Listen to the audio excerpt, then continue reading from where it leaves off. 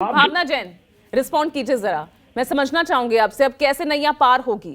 पहले ही इतनी मुश्किल, अब उस पर बिहार में 11 सीटों पर और उतार देना, ये 39 वर्सेस जो एक की जो फाइट चल रही है, ये तो आपके लिए रास्ता और पथरीला कर दिया है ओवैसी ने। पूजा जी, मैं आपको सबसे पहले ये कहना चाहूंगी कि आपने अपना जो ओपनिंग स्टेटमेंट कहा उसी में ये साफ हो गया है कि बीजेपी कितना बौखलाई हुई है।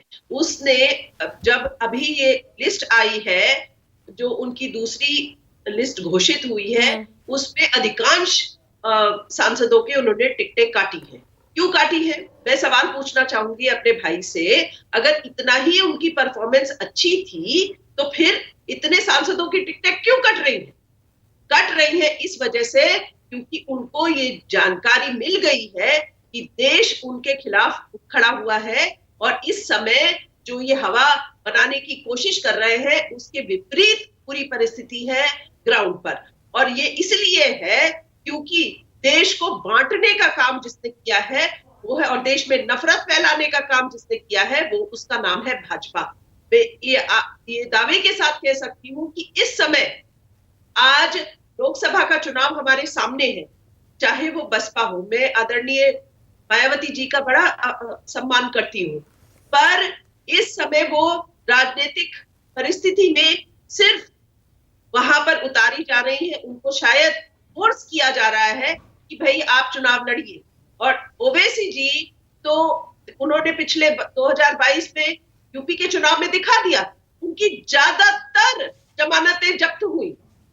ये आप रिकॉर्ड पर है कि कितनी जमानतें उनकी जब्त हुई। जितनी सीट 100 सीटों पे उन्होंने अपने कैंडिडेट उतारे पर ज्यादातर पे जमानत जब्त हुई, पर 1000 वोट 1200 वोट लेकर उन्होंने ये सुनिश्चित किया कि सपा के उम्मीदवार हार जाए।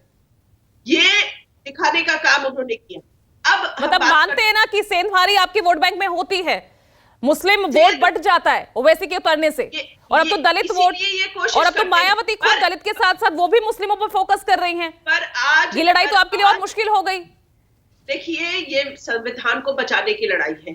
ये संविधान को बचाने की लड़ाई इसलिए है क्योंकि इन्होंने सिर्फ और सिर्फ ये कोशिश की है कि किसी तरह इस देश के जो संविधान है, जो हक है, जो देश के दलित पीड़ित वंचितों का हक है, उसको किसी तरह से बदलाव किया जा सके, देश के संविधान को बदलाव किया जा सके। ठीक है विनय सिंह बिन्नू साहब, थोड़ा सा आज रिग्रेट हो रहा होगा इस बात का कि ओवैसी मांग रहे थे ना, 2 से 3 सीटें तो मांग रहे थे यूपी में, मान जाते तो शायद आज आपके इंडिया अलायंस में वो मौजूद होते और यहां पर बीजेपी को हराना, हालांकि यूपी में पहले ही आपके लिए लड़ाई बहुत मुश्किल है, आपके सहयोगी जिस तरह से